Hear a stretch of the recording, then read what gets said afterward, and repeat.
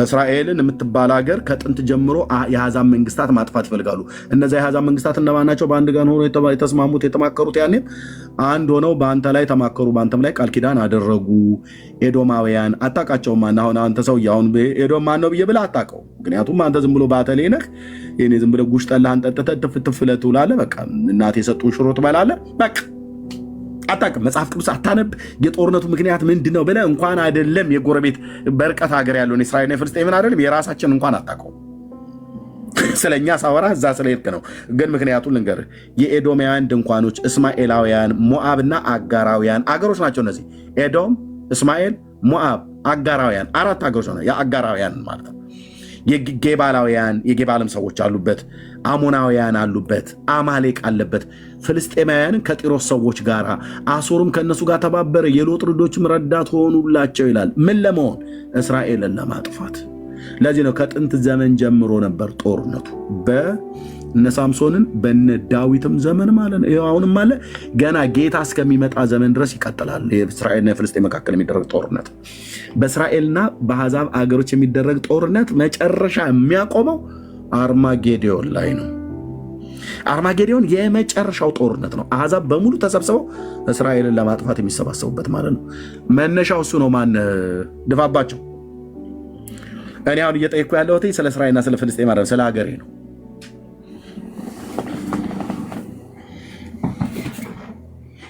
ስለ ሀገራችን ስለ ኢትዮጵያ ነው እየጠየኩ ያለሁት። የኔ እናንተ እናትና አባት እያለቀሱ በሀዘን ወደ መቃብር የሚወርዱበት ለምንድን ነው እያልኩ ያለሁት? ተሰምቼ ከሆነ ወንድም ጥላ ብለህ የምትለው እኮ ባለፈው ወደቀ አይደል? ኢትዮጵያ ነፃ ለማውጣት ነበር የሞተው።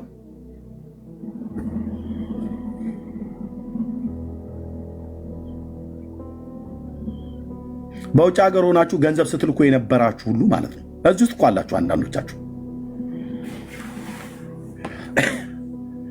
አማራው ኦሮሞን ኦሮሞ፣ ትግሬውን ትግሬው፣ ኦሮሞን ኦሮሞ፣ አማራውን አማራው ኦሮሞን፣ ወላይታው ሀዲያውን ከምባታውን እንዲገድል ገንዘብ ስትልኩ ንስሐ ነው መግባት ያለባችሁ። ንስሐ ማለት ነው። እና ታዲያ ኤርሚያስ እንዴ ትልልኛለህ? ንስሐ ነው መግባት ያለብን። ገንዘብ የላካችሁ በየቸርቹ ሁሉ ገንዘብ ስታዋጣ ነበር። በኦርቶዶክስ ቤተክርስቲያን ገንዘብ ሲዋጣ ነበር። ከውጭ ሀገር ያሉ ኦርቶዶክሳውያን በጴንጤውም በአንዳንድ ቸርች ገንዘብ ሲዋጣ ነበር። ንስሐ ነው መግባት ያለብህ። በጦርነት ለተሰቃዩ ዳቦ መግዣ መሰለህ፣ ለጥይት መግዣ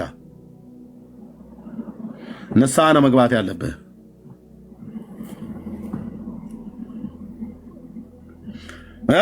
ቪዲዮ ሁሉ ማስረጃ እኮ ሰዎች በወቅቱ ልከውልናል።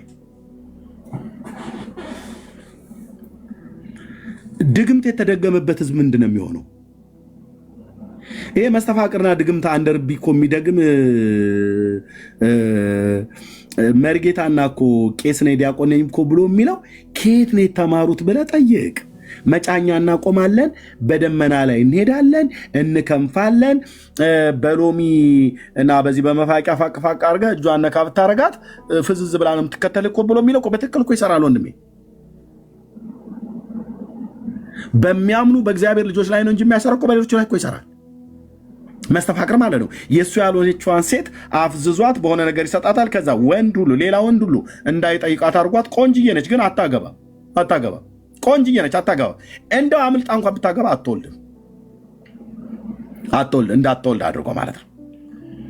ቆንጅዬ በጣም ቁመና ሲያምር አልኩ ግን አታገባ። ለምን? ያ አውሬ ሰውዬ አግኝቷት አስነክቷታል። ከዛ እሱ በሚፈልግ ጊዜ ይመጣል። በአመት አንድ ጊዜ የሚሆን ለጥምቀት የሚሆን ለገና ጠርቷት ይተኛታል። በቃ ዘመኗ ሁሉ ታስሮ ምን ወንድ አግኝቶ አይጠይቃትም። ለፍቅረኝነት እንኳን አይጠይቃትም። መልከ መልካም ነች ግን አትጠየቅ። ለምን? አስማት። ማን ያስተማራቸው? እነዚህ አስማታዎች የት ነው ያሉት? በኦርቶዶክስ ተዋሕዶ ቤተክርስቲያን ራሱ በግልጽ ነው የሚዘሩ። አይመረው አይመርኩክ እያሉ በግልጽ እኮ ነው የሚደግሙት። ይህን ከየት ነው የተማሩት? ከግብጾቹ ተምረው እስከሆነ ቋንቋቸውን ከማናቃቸው ጳጳሳት ለ1600 ዓመት የመጡ ግብፃውያን በአስማት አይታወቁም? ይታወቃሉ። በጥንቆላ አይታወቁም። ከድሮ ዘመን ጀምሮ ይታወቃሉ። እስካሁኑ ዘመን ድረስ የአባይ ግድብ ተሰርቶ ያልቃል አያልቅም በካርታሽ ጠንቁይልኝ ብለው አስጠንቁለዋታል። የግብጿን ጳጳስ የግብጿን አስማተኛ በቴሌቪዥን ፕሮግራም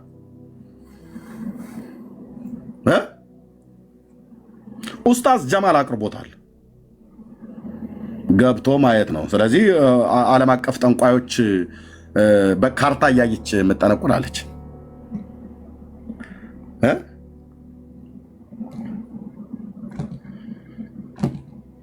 የግብጿ ጠንቋይ ሴት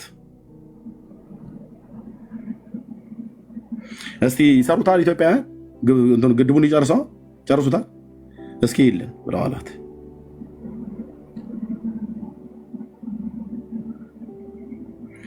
እነዚህ ሰዎች ስለ ውሃችን ግድማችን መስራት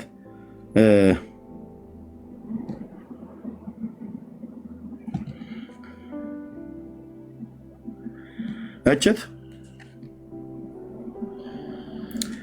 ግብፅ በቴሌቪዥን ጠንቋይ ጋብዛ ስለ ኢትዮጵያ አስጠነቆለች።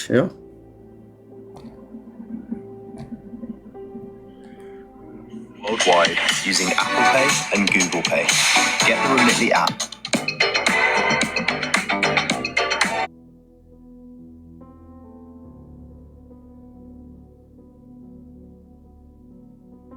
እናንተም ለማመን ግር ይላችኋል።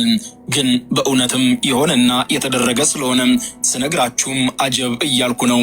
ይኸውላችሁ ከሰሞኑ የግብፁ ብሔራዊ የቴሌቪዥን ጣቢያ የግብፁ ኤምቢሲ ቴሌቪዥን አንዲት ጠንቋይን እንግዳ አድርጎ ጋብዞ ስለ ኢትዮጵያው የታላቁ የህዳሴ ግድብ አስጠነቆለ ብላችሁ ስንቶቻችሁ ታምኑ ይሆን? ወቸው ጉድ ያስብላል እኮ።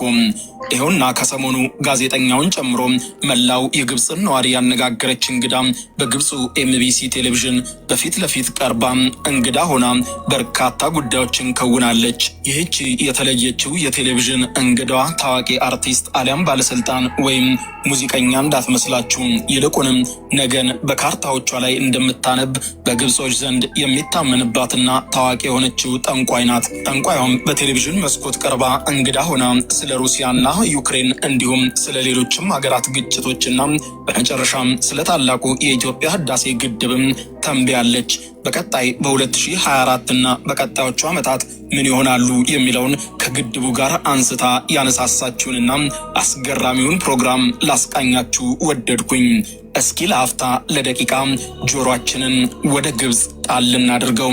ይህንን ቻናሌን ሰብስክራይብ በማድረግ የደወል ምልክቷን በመጫን በየዕለቱ አነጋጋሪና አስገራሚ ፕሮግራሞችን እንድትከታተሉ እጋብዛችሁ።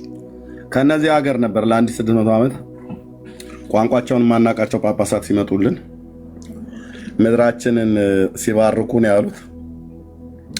እኔ እንደ አንድ ኢትዮጵያዊ ጥያቄ አለኝ። ሃይማኖቱን ተው፣ ለጊዜው ሃይማኖቱን ተው እና እኔ እንደ አንድ ኢትዮጵያዊ ጥያቄ አለኝ። እውነቴን ነው የምልህ፣ ድብልቅ የሌለብኝ ፒውር ኢትዮጵያዊ ነኝ። በምድሪቱ ላይ ኦርቶዶክስ ስለፈቀደችልኝ፣ ጴንጤ ስለፈቀደልኝ፣ ካቶሊክ ስለፈቀደልኝ ዩናይትድ ኔሽን አይደለም እዛ ያሰፈረኝ። አምላኬ ሲሰራኝ ከዚህ ምድር ላይ እንድፈጠር አድርጎኛል። በወንዞቿ ተራጭቼ በገደሏ ወጥቼ ወርጄ እንዳድግ አድርጎኛል። ቋንቋቸውን የማናቃቸው ጳጳሳት ለ1600 ዓመት ሲመጡ እኛ ምድር ላይ ስንቶቹ አስጠንቁለው ስንቶቹ እግዚአብሔርን የሚፈሩ ሆነው ነበረ።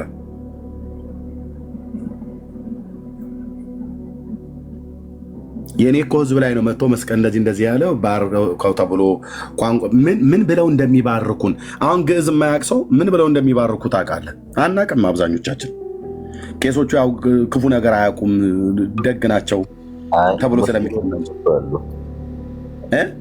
ሙስሊሞችም አሉና አረ ሙስሊሞችም አሉ። ከዛ በተጨማሪ ደግሞ ያው የሚልኩት ደግሞ ካሊፎች ናቸው፣ የግብጽ ካሊፎች ናቸው ወይም የግብጽ ሙስሊም ንጉሶች ናቸው ወደ ኢትዮጵያ የሚልኩትና እስላም ነው ለኢትዮጵያ ጳጳስ ይልክላት የነበረው። ፍቃድ ተጠይቆ ያ የእስላም መሪ ያመነበትን ለራሱ ስራ ሊሰራለት የሚችልን ሰው ብቻ ነው ሪክሩት እያደረገ ሲልክ የነበረውና በዚህ ሁሉ ነገር ውስጥ ነው ኢትዮጵያ ስታልፍ የነበረው። እነዛ ጠንቋዮች መጥተው ታዲያ ምን አድርገው ነው ሄዱ? ሰሙ እንዳንድ መንፈሳዊ ሰው ምን አድርገው ነው ሄዱት? ምን ሰርተው ነው የሄዱት? በጣም ከባድ ነው። አይ ኖርማሊ ትክክል ነው። በነገራችን ላይ አባይንም ያህል ወንዝ ይዘን ጣናንም ያህል ወንዝ ይዘን በጣም በሚያሳዝን ሁኔታ ህዝቡ እንዳያልፍለት ከችግር እንዳይወጣ ስራ እንዳይሰራ ባጠገቡ ወንዝ እያለፈ መሬቴ በድርቅ ተመታ እያለ ኖርማሊ የማህበረሰቡ እንደ ሀገር ኮላፕስ እንድናደርግ ነው ያደረጉን። ምድረ በዳ የነበረችው ግብጽ ዛሬ አረንጓዴ ናት። አረንጓዴ የነበረችው ኢትዮጵያ ውሃዋን መጠቀም አቅቷት አይናችንን መግለጥ አቅቶ ለዚህን ያህል ዘመን በድህነት ውስጥ እንድንኖር ትንሽ ብቻ አይደለም። በነገራችን ላይ እስከ በአፄ ካሌብ ዘመን ተጀምሮ ነበረ ይህ ነገር ይህ እንቅስቃሴ። ከዚያ በኋላ ግብር ይገብሩ ሁላ ነበረ ግብጾች ከአፄ ካሌብ በኋላ። ከዚያን አቆሙ እና እንደገና ደግሞ በጣም በሚገርም ሁኔታ በኃይለ ሥላሴ ዘመን ሊጀመር እና ሁልጊዜም ታስፈራራ ነበርና ችግር በቃችሁ ሲለን ይኸው እግዚአብሔር ይመስገን አባይን ገድበናል። አባይን ጠልፈን በጣም ትልቅ ስኩዌር ኪሎ ሜትር ላይ አርቲፊሻል ሰው ሰራሽ ሐይቅ ተገንብቷል እና የኢትዮጵያ ሕዝብ እንዳያልፍለት በጣም ይሄ በቀይ አንተን ብላ ስትሰራባት የነበረችው ግብጽ ነበረች። መንፈሳዊ ላይ ብቻ አይደለም፣ ኢኮኖሚካሊ ሕዝቡ ድሃ ሆኖ እንዲኖር ሁል ጊዜ ከችግር ጋር ተስማምቶ እንዲኖር እንደዛ ሲያደርጉ ነበር። ይሄም በቀላል አይደለም። ሁሉ ነገራቸውን ኢትዮጵያ ላይ ኢንቨስት ያደርጉ የነበረውና እግዚአብሔር አይ ቲንክ ጊዜው ደርሷል የምንሻገርበትና ይሄ ከሃይማኖት በላይ ኢቨን እንዳንኖር ላይ ይፈለግ ነበር እና በሃይማኖት ሰበብ እነሱ ፖለቲካቸውን ነበር ሲገነቡብን የኖሩት ፖለቲክሳቸውን ነው። ለዛ እኔ ብዙ ጊዜ በጣም ከምቃወማቸው ቤተ እምነቶች አንዱ የግብጽን ቤተክርስቲያን ነው። ብዙ ጊዜ ከኔ ጋር በግብጽ ዙሪያ አይስማሙም እና እነሱ መኖር ያቃታቸው እነሱ እስላም ሆነው እስከ ሀቢብ ጊዮርጊስ ድረስ እና ሀቢብ ጊዮርጊስ እስኪነሱ የና ሀቢብ ጊዮርጊስ ትውልድ እስኪነሳ እምላችሁ እስከ 1960ዎቹ መጀመሪያ የግብጽ ክርስቲያኖች ኦልሞስት ኦል በሚባል ደረጃ ሰልመው ነበረ።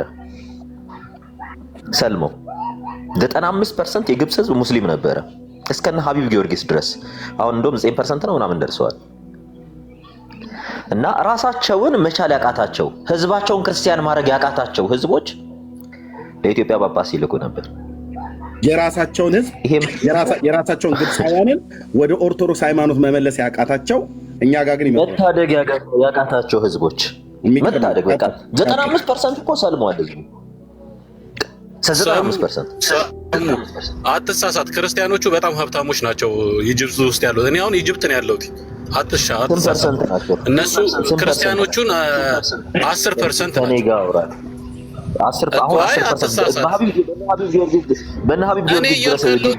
እኔ እያልኩ እነሱ ራሳቸውን ሳይችሉ ስትል አይ ክርስቲያኖቹ በጣም ሀብታሞች ናቸው። ኢቭን መንግስትን እኮ እየመሩ ያሉት ክርስቲያኖቹ ናቸው። አይ እንደዚህ ተቸግረው ምናምን ስትለው እሺ እኛ ወራነው ስለ ሀብት አይደለም። የግብጽ 95% ህዝቡ ሲጀመርም እስላም ነው። አሁን ነው 9% የገቡት፣ 10% ደግሞ አይደሉም። ያው ኤስቲሜሽኑን 10 ካስገባችሁ ጥሩ።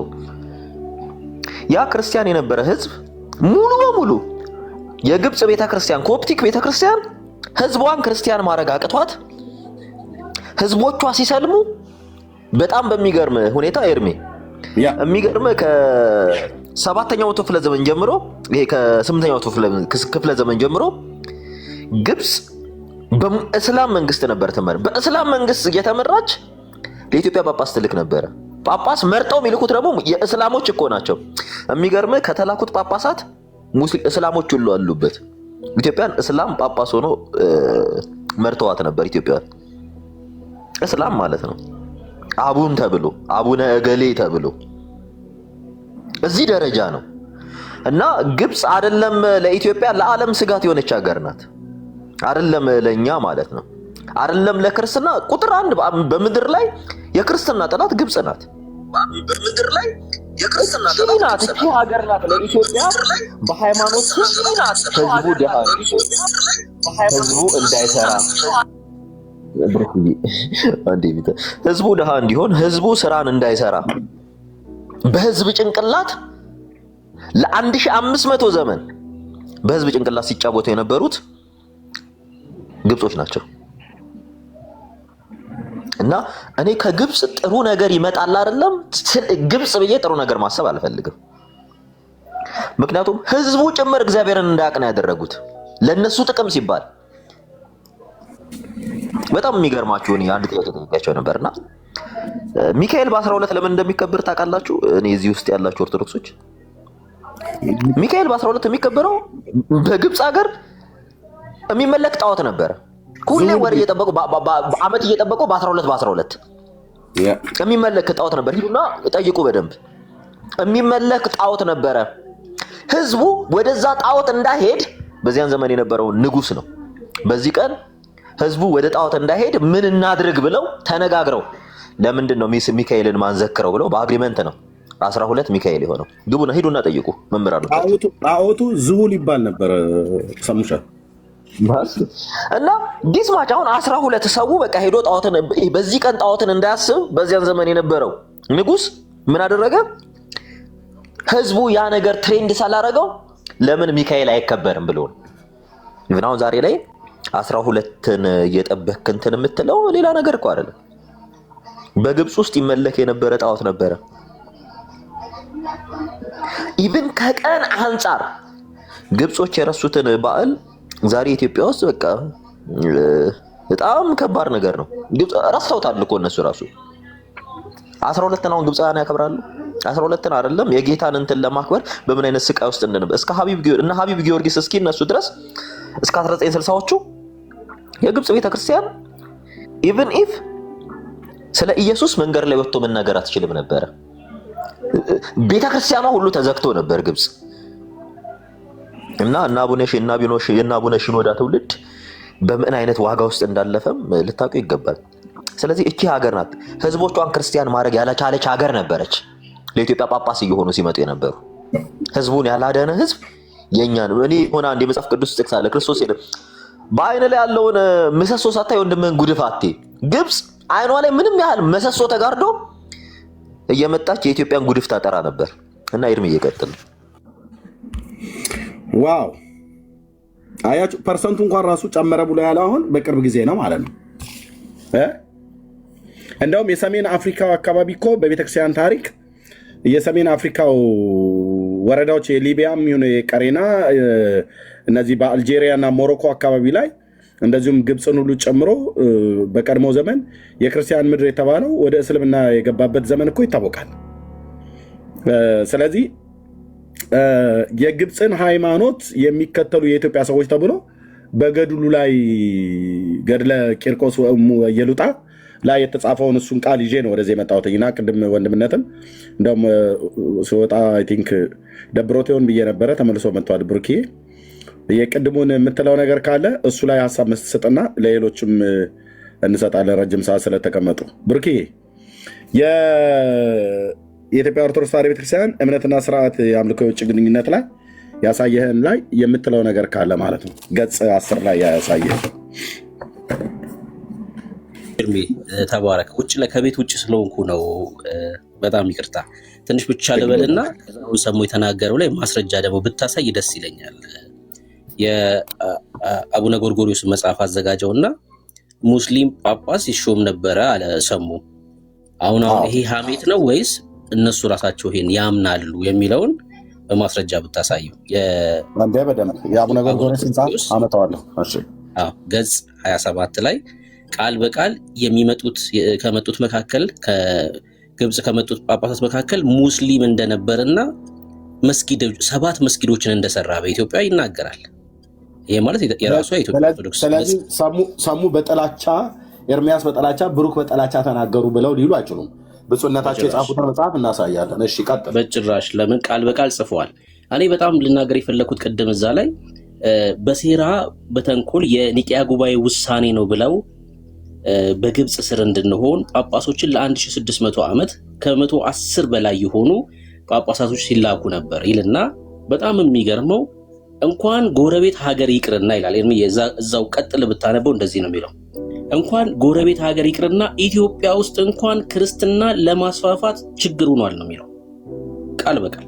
እንኳን ጎረቤት ሀገር ይቅርና ኢትዮጵያ ውስጥ እንኳን በዚህ ምክንያት ነው የሚለው። ከግብፅ ጳጳሶቹ ይመጡ ስለነበር በዛ ወቅት የቋንቋ አለመግባባት ችግር ስለነበረ ጎረቤት ሀገር እነ ሶማሌ፣ ኤርትራ፣ ሱዳን ምናምን ኬንያ ይቅርና ኢትዮጵያ ውስጥ እንኳን ወንጌልን በአግባቡ እንዳናስፋፋ ምክንያት ሆኗል፣ እንዳይሰበክ ምክንያት ሆኗል ይላሉ። ይሄ ትልቅ እንቅፋት ሆኖብናል ይላሉ። እውነት ነው አይደለም? ሶማሌ፣ ኦሮሚያ፣ ደቡብ የነካ እንኳን ክርስትና አልነበር።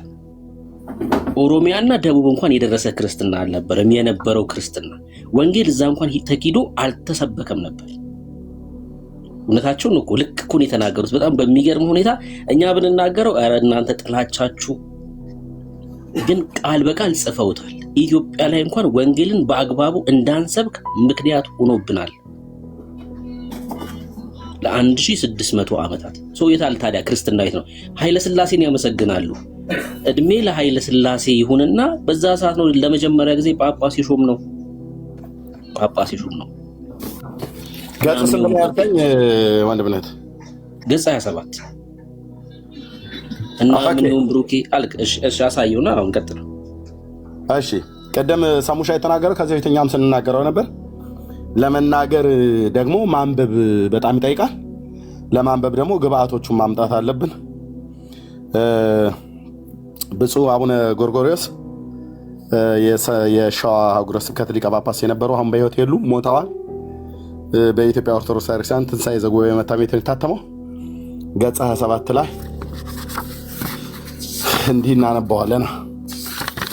ሰሙ ከጥላቻ ተነስቶ አወራ እንዴት እስላም ብሎ ይላል ብሎ የሚለው ላይ እንደዚህ እናነባዋለን። ብፁዕነታቸው የጻፉትን ከላይ ጀምሮ ላንብበው አይደል? እንደዚህ ይላል። ጥያቄ ምልክት አኖሬበታለሁ። ራሱ ሊቀ ጳጳስ የነበሩት አባ ክርስቶዶሎም አርፈው በምትካቸው አባ ቄርሎስ ሊቀ ጳጳስ ሆኑ። ይህን የጻፉት እንግዲህ ብፁዕ አቡነ ጎርጎርዮስ ናቸው። የኢትዮጵያ ኦርቶዶክስ ቤተክርስቲያን የሸዋ ሀገረ ስብከት ሊቀ ጳጳስ የነበሩት ማለት ነው። መርጌታ አይ ቲንክ ያውቋቸዋል። እኔ ያላየኋቸውን በአካል እሳቸው ግን ያውቋቸዋል። በቅርብ ጊዜ ነው አይደል የሞቱት? መርጌታ አይ ቲንክ በቅርብ ዓመታቶች ውስጥ ነው የሞቱት። አዎ ልክ ነህ ኤርምዬ። ሳሙሻም ታውቃቸዋለህ በአካል? እንዴ እኔ እንትን ገዳማቸው ድረስ ሄጃለሁ። የዝዋይ ገዳምን ያስገደሙ እዛ ነበር።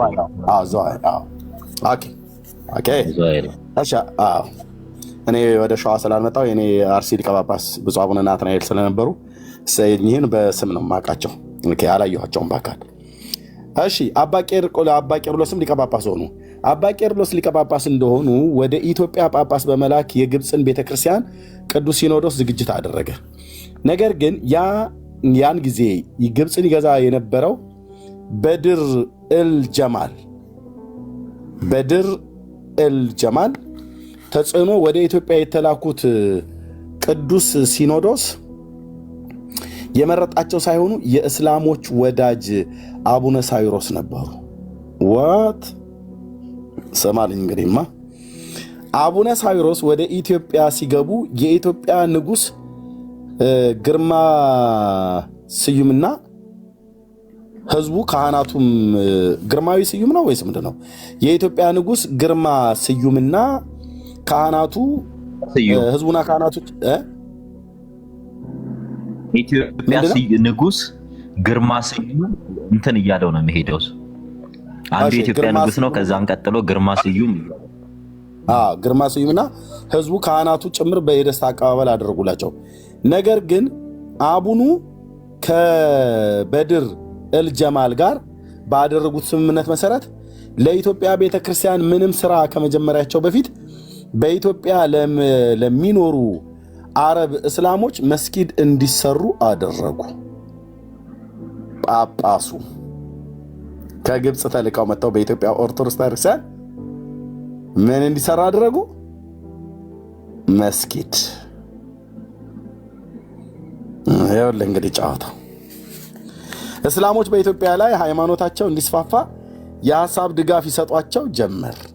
ጳጳሱ ሐዋርያዊ ተልእኮ ይዘው የመጡት ማለት ነው። እኚሁ አቡን በኢትዮጵያ 7 መስጊዶችን ማሰራታቸው ይነገራል። ጳጳሱ 7 መስጊድ አሰራ። እልል በኢትዮጵያ ሀገሬ። ማን የጻፈው? ብፁዕ አቡነ ጎርጎርዮስ ሊቀ ጳጳስ።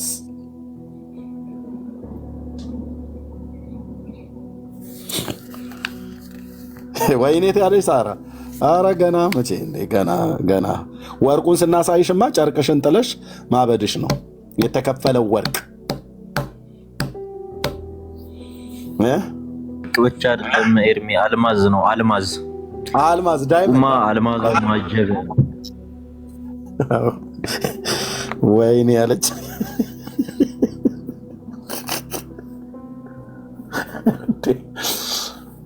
እውነትም ወይኔ ብቻ ሳይሆን ወይኔ ነው ማለት ያለብን። እሺ እኚሁ አቡን በኢትዮጵያ 7 መስጊዶችን ማሰራታቸው ይነገራል። ጳጳሱን ያደረጉበት ምክንያት ከበድር እልጀማር ጋር የገቡት ቃል ኪዳን ለመፈጸም ብቻ ሳይሆን እርሳቸው በኢትዮጵያ ይህንን ሲያደርጉ በግብፅ የሚኖሩ ወገኖቻቸው አገዛዝ የቀለላቸው መስሏቸው ነው። ነገር ግን የኢትዮጵያ ሕዝብ የእስላሞች መልክተኛ ሆነው በመጡ በእነዚህ አቡኑ ላይ ተቆጥቶ ተነሳ ይላል። የእስላም መልክተኛ ሆኖ ማን የመጣው? ጳጳሱ። ጥላቻው የበረታ ሄደ። በዚህ ምክንያት ጳጳሱ ወደ ማረፊያ ቤት ገቡ። ሊከተክቷቸው ነበር ማለት ነው። አሰርተዋቸው የነበሩትን መስጊዶች እንዲፈርሱ ተደረገ።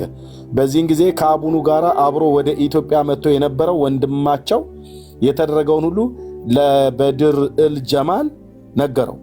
እርሱም ይህን በሰማ ጊዜ ኃይለኛ ነኝ ባይ ነበረና የሚከተለውን መልእክት ለኢትዮጵያ ንጉሥ ለግርማ ስዩም ላከ። በየሀገሩ የፈረሱትን መስጊዶች እንደገና ካልተሰሩ እኔም በግብፅ የሚገኙትን የቅብጥ ኮፕቲክ አብያተ ክርስቲያናትን እንዳልነበር አድርጋቸዋለሁ ብሎ የዛቻ መልእክት ላከበት። ነገር ግን ንጉሱ በኢትዮጵያ ወኔ ተቀስቅሶ ዛቻውን ከምንም ሳይቆጥር የሚከተለው መለሰለት። ከግብፅ ቤተክርስቲያን አንዲት ድንጋይ ብትነሳ መካ ተሻግሬ ከካባ ድንጋይ አመድ አድርጌ ትቢያውን ካይሮ እልክልሃለሁ የሚል መልስ ላከበት። ከመካ የመስጊድን ድንጋይ አስመጥቼ እሰራለሁ የሚል መልስ መለሰለት የሚሉም አሉ። በዚህም በግርማ ስዩም ዘመነ መንግስት በመካከለኛው ምስራቅ የመስቀል ጦርነት ተጀምሮ ስለነበረ ግብፃውያን ፊታቸውን ወደዚያ ሲመልሱ የኢትዮጵያውያን ደግሞ አይናቸውን በግብፅ ላይ ጥለው ነበር ብሎ ይላል። ይሄው ጳጳስ ከግብፅ ሀገር መጥቶ 7 መስጊድን አሰርቶ ሄደ። ገጽ ስንት ነበረ የዳይመንዱና የወርቁ? ብሩኬ አንተ ነህ ይሄንን ማትረሳ። የት ላይ ነበር የወርቁና? ከመጀመሪያ ስታነበው ከዛ ነው ማብራራት የሚጀምረው። ከ25 ምናምን ሲጀምር ይሄ አዲሱ እትም ነው። ኦኬ ይሄኛው አዲሱ እትም ነው። እንትኑ ገጹ ነገር ከ15 ጀምሮ አይ ቲንክ እንደዛ አካባቢ ስትጀምረው ታገኘው። እኔማ ደሜ ፈልቶ ከዛ በባለፈው በቃ ከዛ በኋላ ይሄ መጽሐፍ አናዶኝ እኮ አላነበብኩትም። ስንት ስራ እኮ በጣም ያናድ ነበርና ከግብፅ ጳጳስ ካልመጣ አትባረኩም የሚል ፖለቲክስ ሰሩና ከኒቂያ ጉባኤ በኋላ ያንን ነው ትዊስት ያደረጉት። ትዊስት አድርገው እና እኛ ካላክንላችሁ አትባረኩም የሚል እንትን አመጡ። ስለዚህ ይሄን ለማድረግ በቃ ወርቅ አልማዝ በቃ የሚላከው ወደ ግብፅ በቃ የኢትዮጵያ ሪሶርስ አይደለም። ያ ብቻ እኮ አይደለም። ግብፅ ላይ አባይ ወንዝ ላይ ራሱ የሰሩብን ፖለቲካ አይደለም። እና ግብፅ ውስጥ የግብፅ ኮፕቲክ የምትባል ቤተክርስቲያን በኮፕቲክ ስም የተደራጀ ፖለቲክስ ነው ያለው። የኢትዮጵያ ጠላት ማለት ነው። ለዛ ነው ኮፕቲክ የምትባል ቸርች የኢትዮጵያ ጠላት ናት የምንለው ለዛ ነው። እና ለህዝብ እንኳን ማትራራ የአረመኔና የጨካኞች ስብስብ እና እግዚአብሔር ያሳየ እነሱ አልቆ እንኳን 5% ሆነው አልቀው ማለት ነው ለኢትዮጵያ ጳጳስ ይልኩ ነበር። አይገርምም? የኢትዮጵያ ህዝብ ይባረክ ብለው ጳጳስ ይልኩ ነበር። ኢትዮጵያ ውስጥ አልቋል። እነሱ እኮ የሉም። እና እንዲህ አይነት ድራማ ስትሰራብን ነበር። ቁጥራቸው መቼ ነው የጨመረው? አሁን ያለው ደረጃ 9% ላይ የደረሱት መቼ ነው? የቅርብ ዘመን ነው። አሁን ላይ ነው። አሁን የአሁን ሪሰንት ዳታ እስከነ ሀቢብ ጊዮርጊስ ድረስ 5% ነው። እንደውም ኮላፕስ አድርገው ጠፍተው ሁሉ ነበረ። እንዳለ ቤተ እምነታቸውን ዘግተው ሁሉ ነበረ። አሁን እነዚህ ናቸው አሁን ዛሬ ኮፕቲክ ነን እንትን የሚሉት ያው ፖለቲከኞች ናቸው። እና እኔ የግብፅን ቤተክርስቲያንን ግብፅንም የሚደግፍ ለኔ የኢትዮጵያ ጠላት ነው። ምክንያቱም 1500 ዘመን ትንሽ ዘመን አይደለም። 1500 ዘመን ኢትዮጵያ የምትባል ሀገር ቢቻላቸው ኢትዮጵያን ከታሪክ መፋቅ ነው የሚፈልጉት ቢቻላቸው። ያው አሁንም እየሰሩ ያሉት ኤርትራ ላይ መተው ምን እያደረጉ እንዳለ፣ ጅቡቲ ላይ መተው ምን እያደረጉ እንዳለ፣ ሶማሌ ላይ መተው ምን እያደረጉ እንዳለ የሆነ ሴጣን የሰፈረባቸው ጭንቅላታቸውስ በኢትዮጵያ ዙሪያ ጤናማ ነገር ይሄው እስቲ አሁን ይሄ በሁለተኛው የመስቀል ጦርነት ጊዜ አሁን ኢትዮጵያ ያልተሳተፈችበት አንዱ ምክንያት ከግብጽ ጋር ባላት ኮንትሮቨርሲ ነው። ለዛ ነው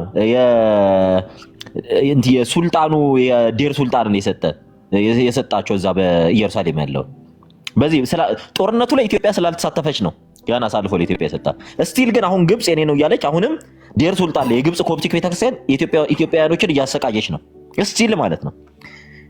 ባለፈው እንደውም መንገድ ሁሉ ከልክላቸው ነበር። እቺም ቤተክርስቲያን ነው እንግዲህ ከኢትዮጵያ ጋር እህት የሆነችውና አንዳንድም ክፉ እህት ይኖራል። እንደዛም ብለን ብናስብ ጥሩ ነው።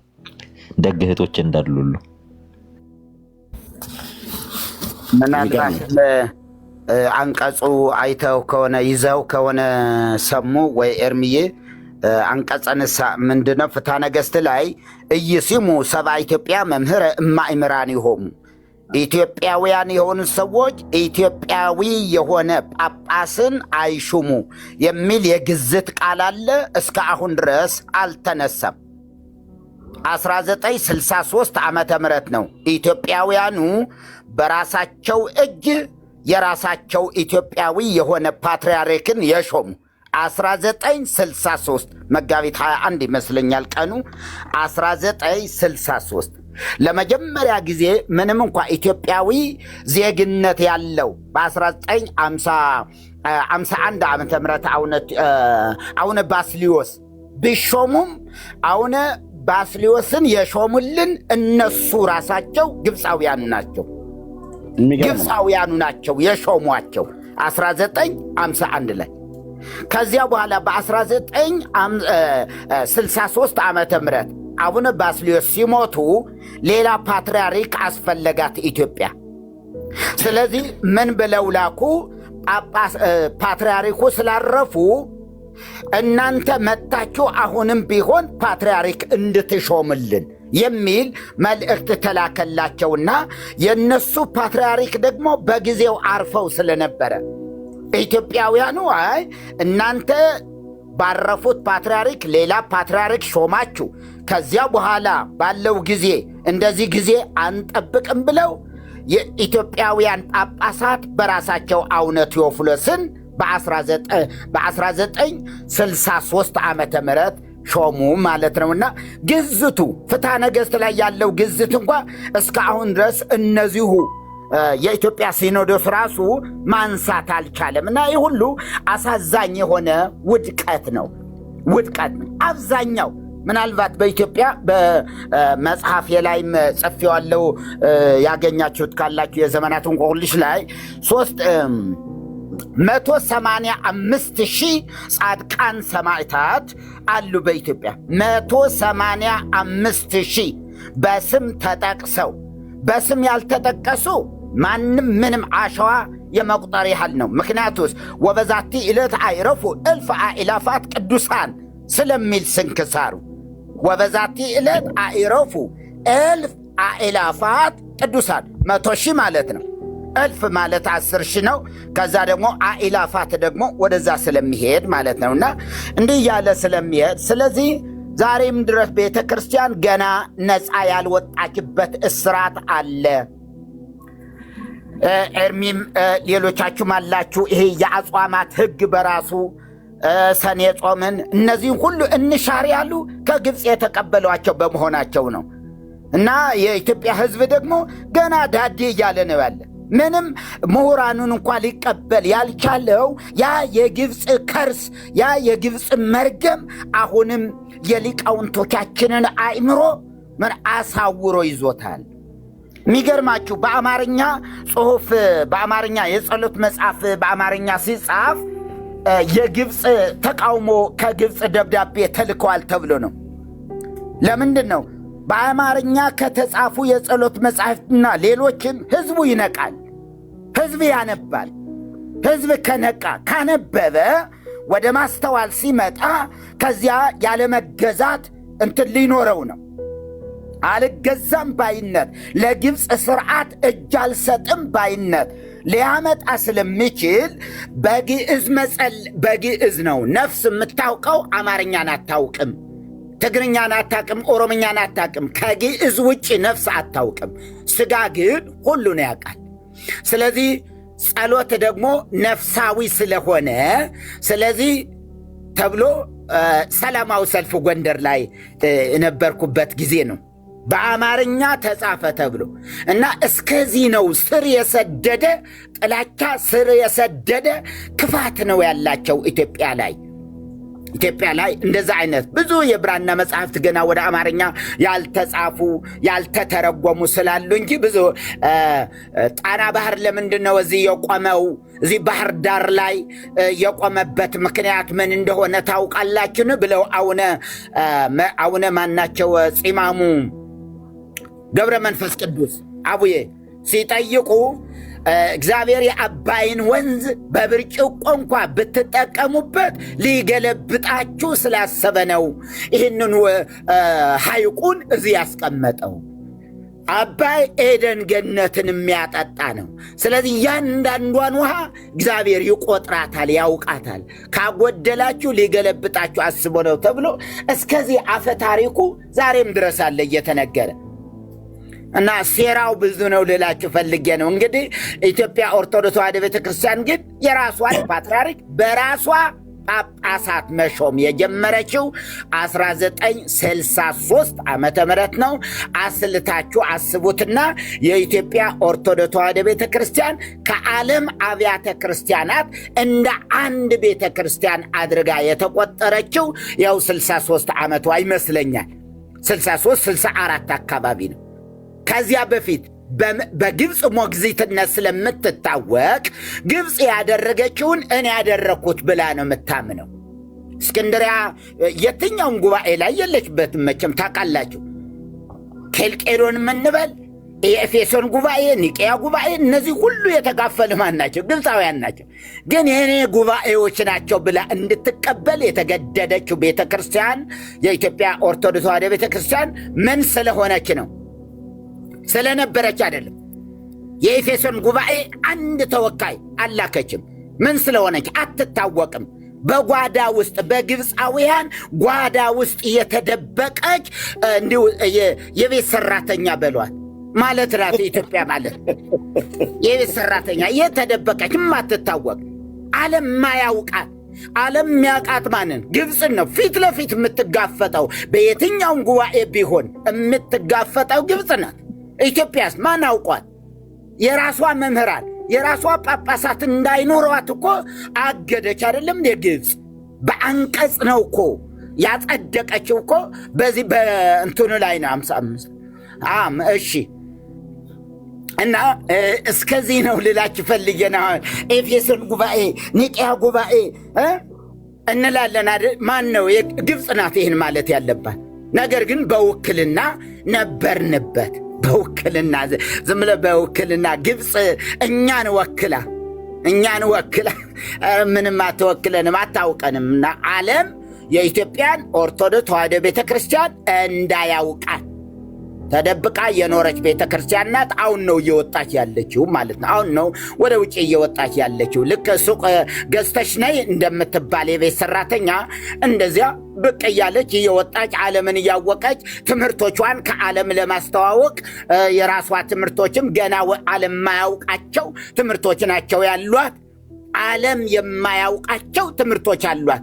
ምክንያቱ ዓለም አያውቃትም ነበር። በምን ትተዋወቃለች? ስለዚህ ቲክቶክ ላይ ያሉ አክቲቪስቶች አሁን ኦርቶዶክስ እንመራለን ይበሉ እንጂ አክቲቪስቶቹ ቤተ ክርስቲያኒቱ የምትመራው በሲኖዶስ ነው።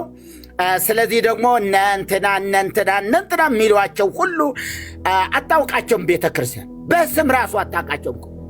በስም እንትና እንዲህ ያለ ቢባል አታውቅም። የምታውቀው ጎርጎርዮስ እነ ጎርጎርዮስ ዘእንዚናዙ በሃይማኖተ አበው እሱ ሃይማኖተ አበው እነዛም 318ቱ ሊቃውንት የውጭ ዜጎች ናቸው፣ የውጭ ናቸው። ትምህርታቸውም ቢሆን እዚህ ኢትዮጵያ ውስጥ ያለው አይደለም።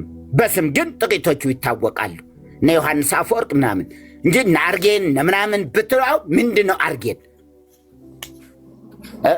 አራት አይናው እዝራን እስክጠይቁት አርጌን ምንድን ነው እስክበሉ የሆነ ሌላም ጠይቋቸው። የለም የሌለ ትምህርት ነው እየሰማ ነው ያለና ግብፅ ግን በኢትዮጵያ ቤተ ክርስቲያን ላይ እጅግ በኢትዮጵያ ሕዝብ ላይ በኢትዮጵያ ኦርቶዶክስ ብቻ አይደለም በመላው የኢትዮጵያ ሕዝብ ላይ በሙስሊሙም ቢሆን በሌላው ቢሆን አርሶ እንዳይበላ አርሶ ያገኘው ምርት እንኳ እንዳይጠቀምበት በዝክር በተስካር በምኑ በስንቱ ጉድ እንዲጨርሰው ለልመና እንዲዳረግ አድርጋ ይኸው ዛሬም ድረስ ሰላም እንዳይኖራት ምድሪቱ እየታገሉ ያሉ ከዚህ የተነሳ ነው።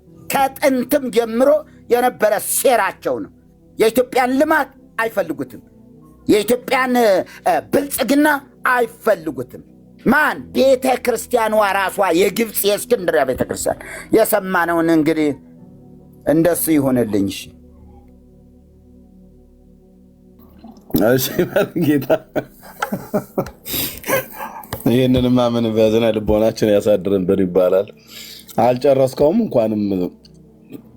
እንኳንም አልጨረስከው መሪ። እሺ ወገኖች እንግዲህ ለዚህ ሁሉ ነገር መንፈሳዊው ዓለም ላይ እኔ በጣም በእውነት የአባ ጊዮርጊስን መጽሐፍ አነባለሁ። ባለፈው ብርኬ ትንሽ እንደዚህ አሳይቶኝ ተበሳጭቼ አላነበብኩትም። በአንድ ቀን ባነባት መጨረሳት ናት። በጣም ብዙ ገጽ እንኳን አይደለም። አዎ አንድ ቀን እቺ በኔ ንባብ አንድ ቀን 171 ገጽ ነው።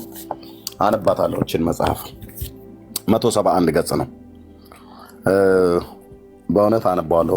እኚህ ጳጳስ በትክክል ጽፈውታል እና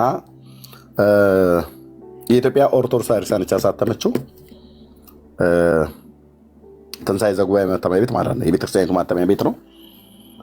በጣም ብዙ ነገር ነው የያዘው። እዚህ ቅድም ሰሙሻ እንዳለው ገጽ 3 ላይ መቅድሙ ላይ ምናሉ ጳጳሱ አባ ጎርጎርዮስ ሊቀ ጳጳስ ዘሸዋ የኢትዮጵያ ቤተክርስቲያን ከቅብጥ ያው ግብፅ ማለት ናት ቅብጥ ቤተክርስቲያንን ጳጳሳትን ብዙ ወርቅ እየከፈለች እያስመጣች ለ1600 ዓመታት መቆየቷን አንክድም ይላል። ለ1600 ዓመታት ምን እያለች ወርቅ እየከፈለች ዳይመንድ አልማዝ እየከፈለች ማለት ነው። እንቁ ለ1600 ዓመታት ጳጳስ ከግብፅ ለማምጣት መጥተው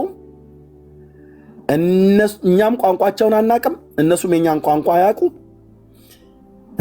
ባርካውን ሳይሆን ረግመውን ለመሄድ ወርቅ እንከፍል ነበር። እኔ ባርኮት ነው ብያለሁ። እውነት መንፈሳዊ በረከት ከድሮ ዘመን ጀምሮ ብትባረክ ምድራችን ለምን በጦርነት ላይ እስካሁን ድረስ ኖረች? እስኪ ጦርነት ያልነበረበት አንድ ንጉሥ ጥራልኝ ኢትዮጵያ ውስጥ በባለፉት ታሪኮች ወደኋላ ሄደ። በሱ ዘመን ሰላም ነበረ ብለህ የምትለው ማለት ነው። ከውጭም ከውስጥም ጦርነት አልነበረበትም ብለህ የምትል አንድ ንጉሥ ጥራለን። የለም። ለ1600 ዓመት ቢያንስ በትንሹ እንኳን ማለት ነው አባይን በመሰንቆኛ ዘፍንለት ነበር። ተረቱን እንድንተርት አድርገው ማለት ነው። አባይ ማደሪያ የለው ግንድ ይዞ ይዞራል አሉ እያል እስካሁን ድረስ እኮ እናወራለን። አሁን ምን ብለን እንተርት ይሆን?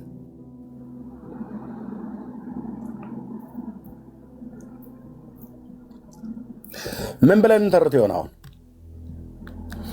አባይ ማደሪያ የለው ግንድ ይዞ ይዞራል አሉ። ያንቺ ነገር እኮ እንደዚህ ሆነ በያን የምንለው ተረት አሁን በምን የተተካው?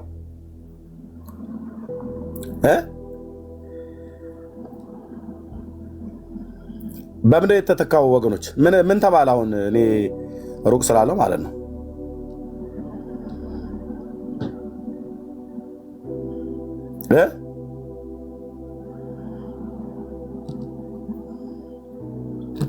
አትናገሩም? የለም በቃ አባይ ማደሪያ ያገኘ አሳ ፍልፍሎ ህዝቡን አበላ ነው የሚሆነው።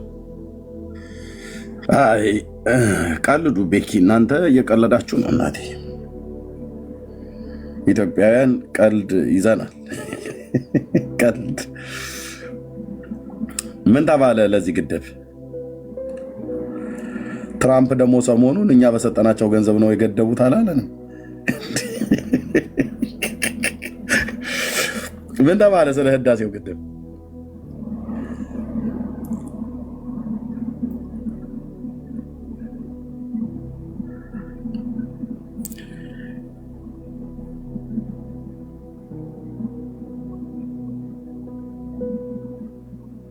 ምንም አልተባለም አይደል? አሁንም ኮንተርት ይሆናል እኮ።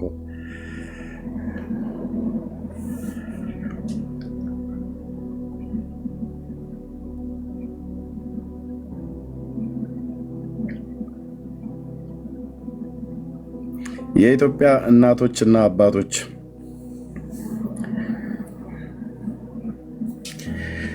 ገበሬው ሰራ። የኢትዮጵያ 80% የሚሆነው ገበሬ አይደል? ወዛደሩ ሰራ፣ የከተሜው ሰው ሰራ። አምባሻ ሻጣ ቅጠል ለቅማ ተሰራ።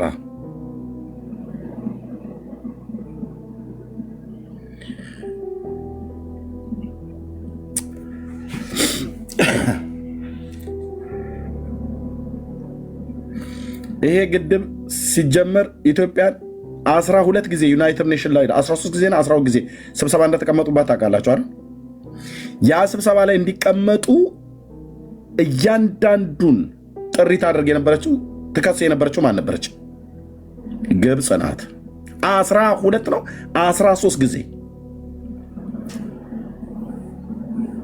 በውጭም በውስጥም ጠላቶችን ቀጥራ ልታፈርሰን የነበረችው ማለት ነው።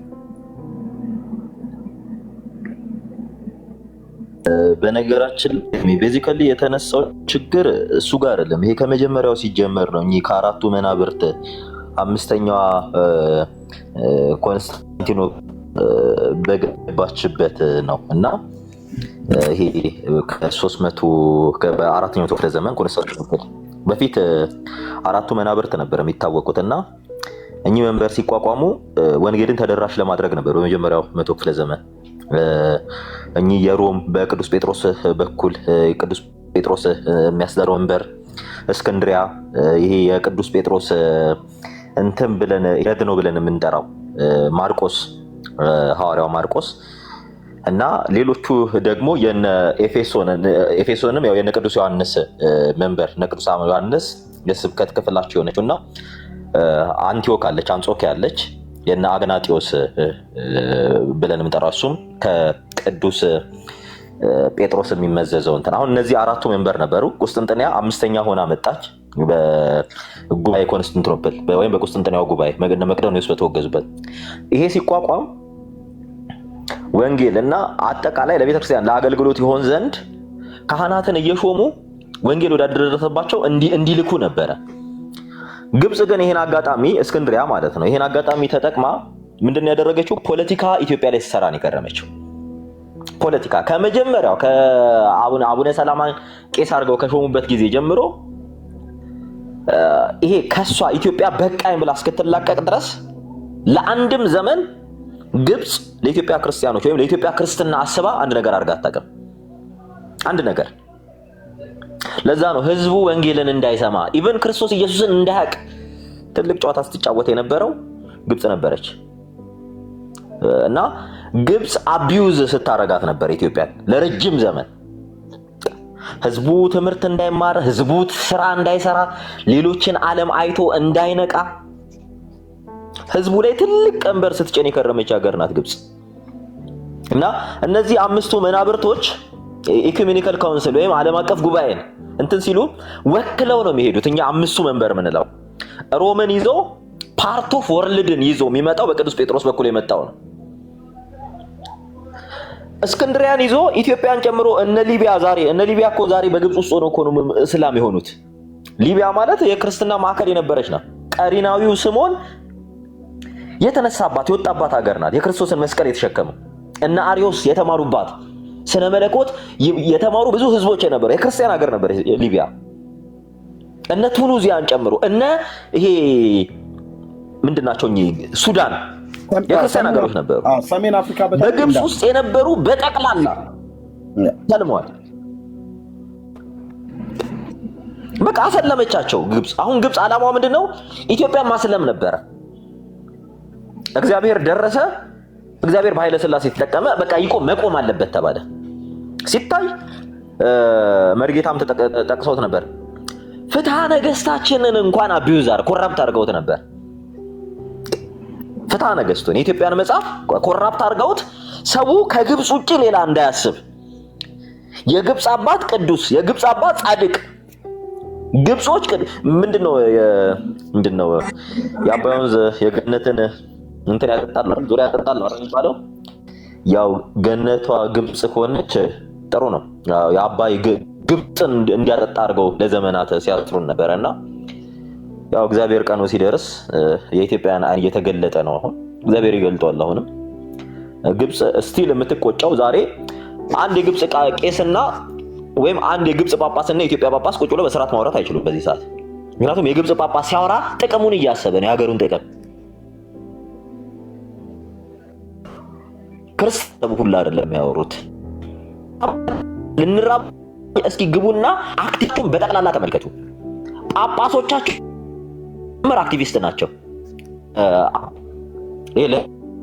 ለሲው ግድ ማለት ግንባት እንደሌለበት ያምናሉ። በነገራችን ላይ ከነዚህ የበለጠ ሰይጣን አለ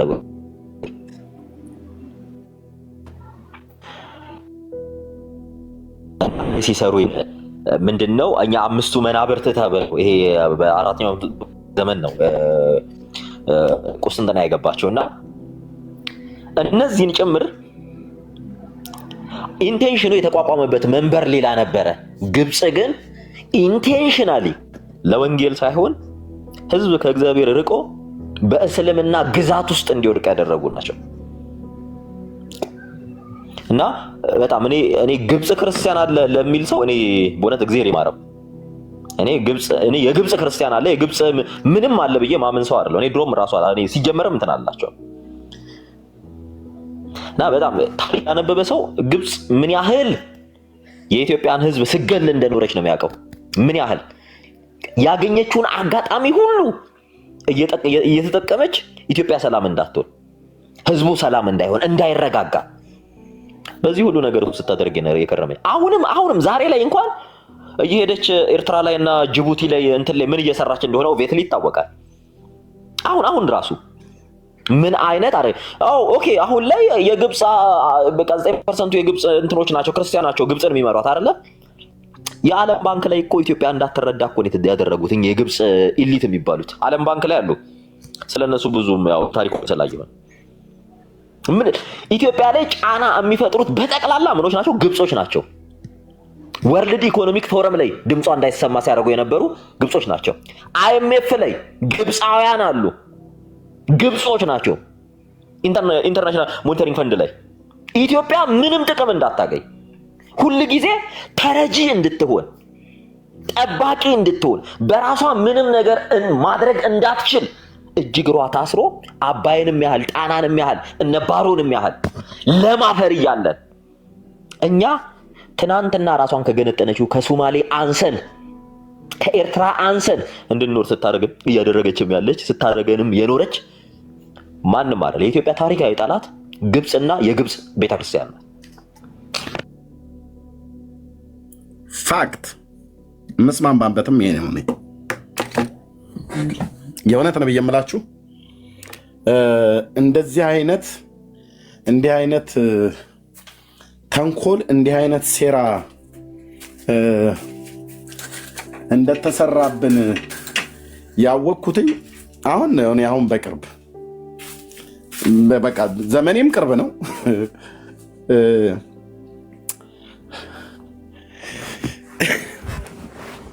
ግን በጣም ነው የሚያበሽቀው። በእውነት በጣም ነው የሚያናድደው። ስለዚህ ነገር ስለ ሀገር ጉዳይ ስታወራ ከመንፈሳዊነት እንደምትጎድል አድርገው ልክ እነሱ ሳይሆኑ አይቀሩም እንደዚህ አይነት ጫና የጫኑብን። አሁን አይተህ ከሆነ ስለ ሀገራችን ስለ ህዝባችን ጉዳይ በቃ ከመጸለይ በቀር ማለት ብዙ እንደዛ አንተ ስታወራ አያምርብህም ይለኛል። ይሄ የግብፅ ተላላኪ ነው። እንደዚህ የምትሉ አንድ ጴንጤ ብትኖር ጌታ ኢየሱስ ምስክሬ ነው አልኩ። አንተ ቆንጅዬ የግብፅ ተላላኪ ነህ። የግብፅ ተላላኪ እንዴት ነው ስለ ሀገርህ ጉዳይ፣ ስለ ህዝብህ ጉዳይ፣ ስለ ድንበርህ ጉዳይ፣ ስለ ሉዓላዊነትህ ጉዳይ፣ ስለ ኢኮኖሚ ጉዳይ፣ ስለ እናቴ ስለ አባቴ አገር ስለ ምድሬ ማውራት ከመንፈሳዊነት ያጎድልሃል ይላሉ። የቱ ጋር ነው ከመንፈሳዊ ነገር የጎደሉት? ሐዋርያቱ ስለ ምድራቸው ሲጠይቁ፣ ስለ ሀገራቸው ሲጠይቁ፣ ጌታን ሲጠይቁት ለእስራኤል በዚህ ወራት መንግስት መልሳለሁ ወይ ብለው ስለ መንግስት ጥያቄ እነ ጴጥሮስ ሲጠይቁ እናንተ እኮ ከመንፈሳዊ ነገር ትጎድላላችሁ፣ እንዴት እንደዚህ አይነት ጥያቄ ትጠይቁኛላችሁ አላቸው። እንደ ጌታ ኢየሱስ ክርስቶስ ሐዋርያት ሥራ ምዕራፍ 1 ቁጥር 6 እና 7 ላይ የተጠያየቁት ጥያቄና የመለሰው መልስ ነው አላለም። ስለ ሀገራቸውና ስለ ህዝባቸው ስለ መንግስታቸው እነ ጴጥሮስ ጥያቄ ጠይቀዋል። ስለ መንግስት ጉዳይ በተገቢው ታወራለህ፣ በተገቢው ስለ ህዝባችን በተገቢው ታወራለህ። ከመጸለይ አልፎ ሐሳብ እሰጣለሁ። ሐሳብ መስጠት አለብህ።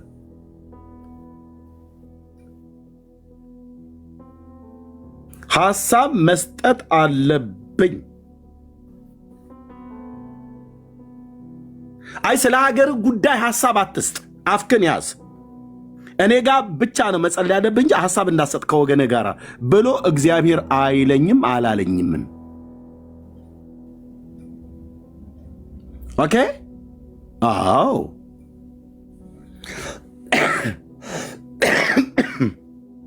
አዎ። እና ማለት ግብፅ ሳትሆን አቀርም መጣ ስለ አገር ጉዳይ፣ ስለ አባይ ጉዳይ፣ ስለ ድንበር ጉዳይ ማውራት ከመንፈሳዊነት ያጎላችኋል ብሎ የሚል አይነት ወሬ ስላወሩብን አሁንም መጥተው እዚህ የግብፅ ተላላኪ ሁሉ ጭምር ወሬ የሚያወሩብን ማለት ነው።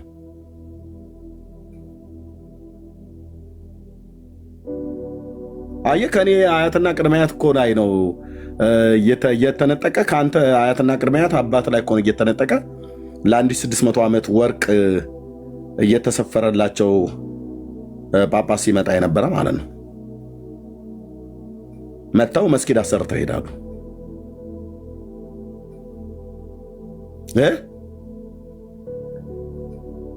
እቺ ቤተክርስቲያን ከጥንት ጀምሮ በሐዋርያቱ ትምህርት የኖረች በሐዋርያቱ አስተዳደራዊ ስልጣን የኖረች ብሎ ይላል። እስላም ጳጳስ ሆኖ የመጣበት የቱ ጋር ነው? ሐዋርያዊ ሰንሰለትን የአፖስቶሊክ ሴሴሽን ብላችሁ የምትሉትን የቱ ጋር ነው ይዛ የመጣችው? ጳጳስ የገባበት እስላም ጳጳስ ሆኖ የገባበት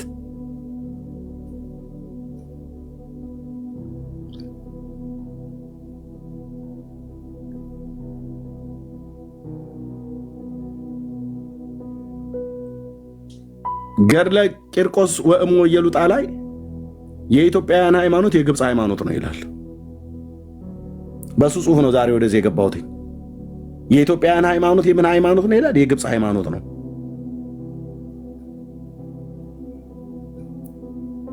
ፕሮቴስታንትን ያቃልላችሁ መስሏችሁ እናንተ ከሉተር የመጣችሁ ብላችሁ ትላላችሁ።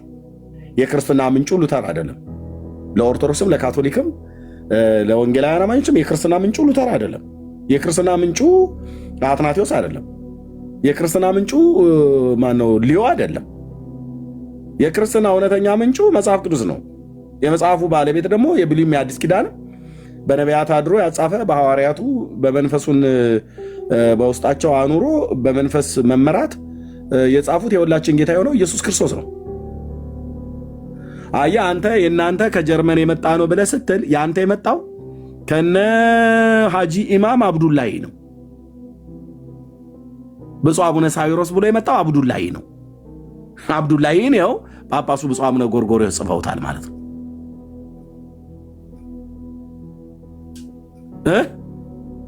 የአብዱላሂ ይሻላል ወይስ የጀርመኑ የካቶሊኩ መነኩሴ ሉተር? እንነጋገር ከተባለ ማለት ነው።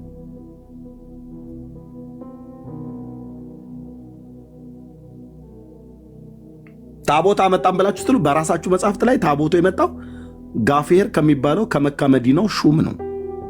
የማርያም አክሱም ጽዮን ማርያም የተባለውና ታቦተ ሚካኤል የተባለው የመጣው ከየት ነው ይላል?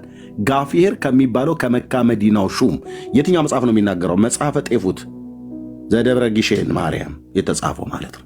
በቤተ ክርስቲያኒቱ ፍቃድ የታተመው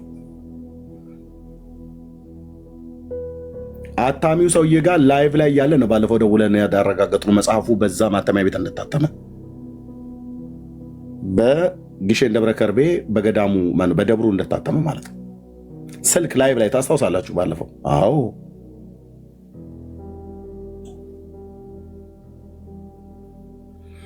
ከዚህ ሁሉ ውስጥ ወጥቶ ግን አሁን የሚያዋጣው ምንድን ነው ብራዘር? የፕሮቴስታንት ከጀርመን መጣ፣ የኦርቶዶክሱ ከግብፅ መጣ ብሎ አንዱ አንዱን ፕሮቮክ ማድረጉን ትቶ ኦኬ የሁላችን አዳኝ የሆነውን ኢየሱስ ክርስቶስ የእግዚአብሔር ልጅ የዳዊትን ልጅ ከድንግል የተወለደውን የዓለም መድኃኒት እሱን መስማት ከዘላለም ጥፋት ያድናል። ብራዘር ቶ ሌላውን እስራኤል ቅድም መግቢያ ላይ እንደተናገርኩት አንዱን መጽሐፍ ይዘው አንዱን የአብርሃምን አምላክ እናመልካለን እያሉ በሲና የተገለጠውን ጌታ በስጋ አይናቸውም ባያዩት በተራራው ላይ ግን የነበረውን ትዕይንት አይተዋል። በተራራው ላይ ያየውን እንዳትረሳ ተጠንቀቅ፣ ለልጅ ልጆችም አስታውቀው ብሏል። እናንተ ቀርባችሁ ሳለ ተራራው በእሳት ሲነድ ከእሳት ውስጥ ድምፅ ሰማችሁ እንጂ የአምላክን መልክ ከቶ አላያችሁም። ይህን ነገር ለልጅ ልጆቻችሁ አስታውቁት ብሏቸው በኮሬብ ስብሰባ ነው ያደረገው እግዚአብሔር የሰማይና የምድር ፈጣሪ። ለየትኛውም ትውልድ ከዛ በፊት ዓለም ከተፈጠረ ዘመን ከተቆጠረ ጊዜ ጀምሮ ለማንም ትውልድ አድርጎት ለማንም ትውልድ ታይቶ ተገልጦ በማይታወቅበት ከዛም በኋላ ባልተደገመ አንድ ጊዜ ብቻ በሆነ በሲና ተራራ ላይ በሙሉ በዘላለማዊው ክብሩን የወረደው ብራዘር፣ በዘላለም ክብሩ ነው። ማንም ሊቀርበው የማይችል ብርሃን ውስጥ የሚኖር ጌታ ተራራው ላይ ወረደበት።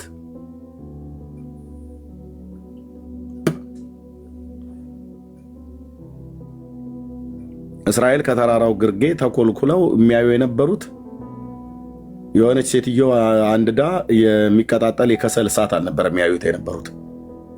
መብረቅ ነበር፣ ነጎድጓድ ነበር፣ የመለከት ድምፅ ነበር፣ የምድር መናወጥ ነበር፣ ጨለማ ነበረ። ኦኬ ነጎድጓድ ነበረ። ከሚሰማውና ከሚታየው የተነሳ ዕብራውያን 12:18 ላይ ሄዳችሁ ስታነቡት የሚታየው እጅግ የሚያስፈራ ነበርና ሙሴ እፈራለሁ እንቀጠቀጥማለሁ እስኪል ድረስ ይላል። አየህ ያን ታላቅ ነቢይ እንኳን የሚያየው ነገር እጅግ የሚያስፈራ ነበረ ይላል። ሕዝቡም ከሰፈራቸው ውስጥ ሆነው ተርበደበዱ ነው የሚለው ቃል በቃል ከመንቀጥቀጥ አልፎ ማለት ነው። ሰውነት ነው የዛለው፣ ሼክ ነው ያደረጉት። ከፍተኛ በሚባል ኮብራ እባብ የተነደፈ እንስሳ በባለፈው እያየው ነበረ። ናሽናል ጂኦግራፊ ላይ ሳይ ናሽናል ጂኦግራፊ ያለው እኔ ተፈጥሮ ነው የማየው፣ ወይ እነዚህ እጽዋትን ወይ ዩኒቨርሱን ነው የማየው፣ ወይ ናሽናል ጂኦግራፊ ነው የማየው። የሆሊውድ ሙቪ እኔ አንድ ነው ያየሁት። እሱንም ያን ማያ ነው ማን የሚባል ምን ስፔስ ምናምን ነገር ብላችሁ የምትሉት ታላቁ ፊልም ላይ ሲታይ ያኔ ነው ያየሁት። ዶክሜንተሪ ካልሆነ በስተቀር አላይ። ስፔስ 90 ነው ምናምን ነገር ብላችሁ የምትሉት ከሱ ውጭ እኔ አይቼ አርፌልህ አላውቅም። ቆንጅዬ ገገማ ብለህ ልትል ትችላለህ፣ መብትህ ነው ብራዘር። እኔ አይመቸኝም። በቃ መንፈሳዊ ነገር ሆኖ ዶክሜንታሪ ከሆነ አያለሁ።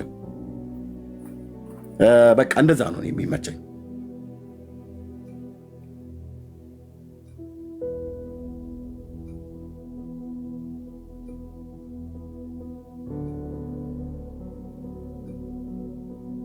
እና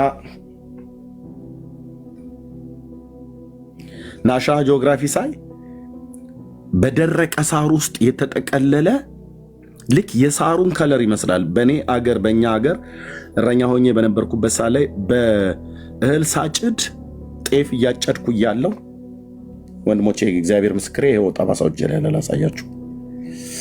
እኔ ጋር በመረጃ ነው። እዚች ጋር ትታያችኋለች። እዚች ጋር አሁን እንዴት እንደማሳያችሁ እዚች ጋር ትታያችኋለች። እንዴት ነው ማሳይ? እቺ ትታያችኋለች። እዚህ ጋር ትታያችኋለች። ከመስመር እቺ ጋር ድድር ያለችዋ ይታያል ወገኖች። እቺ እዚህ ጋር ማጭድ ነው። ጤፉን እንደዚህ ይዤ ማጭሩን በዚህ አስገብቼ ሳጭድ ሱፍ ከጤፉ መካከል የምንዘራው ሱፍ አለ። እሱ ላይ ተልብማ እባብ ተጠምጥሞበት ነበር። እኔ አላየሁም። ቶሎ ፈጥነን ነው የምናጭደው። ይኸው የአባቶቼ አምላክ ምስክር ነው። ገበሬ ነኝ ብዬ ስልህ ከነ ማህተሙ ሁሉ ጭምር ማሳይ እና ተልብማ እባብ የሚባለው ማለት ነው። ከለሩ ወደ ብራውን የደረቀ ሳር አይነት እንደዚህ አይነት ጠረጴዛ አይነት ነገር ነው የሚመስለው። የደረቀ ሳር ነው የሚመስለውና እያየው ያለው ናሽናል ጂኦግራፊ ላይ ደቦል አንበሳ ነው በጣም እየጮህ ይሄዳል እና እባቡ ተጠቅልሎ የደረቀ ሳር ውስጥ ማለት ነው። እና እኔ አላወኩም ነበር። ብቻ ጠቅ ሲያደርገው አንበሳው እንዴት እንደተስፈነጠረ እንዴት ሰውነቱን እንደወረረው እና በጣም ጮኸ አንበሳው። ምንድን ነው የነካው? ሾክቶት ነው ምናምን ነገር ለእኔ አይታይም፣ የደረቀ ሳር ነው። በኋላ ከነከሰው በኋላ እባቡ ጭንቅላቱን ወደ ላይ ቀና አድርጎ ሲሮጥ አየሁት። እዛው ናሽናል ጂኦግራፊ ላይ ይታያል። እና አንበሳው 2 እርምጃ አልተራመደም። መርዙ በሰውነቱ ገባ። ያንን የሚያክል ግዙፍ አስፈሪ የጫካው ንጉሥ ተብሎ የሚባለውን ገለበጠው አልኩ። እዛው 2 ደቂቃ ራሱ እንኳን አልሞላም።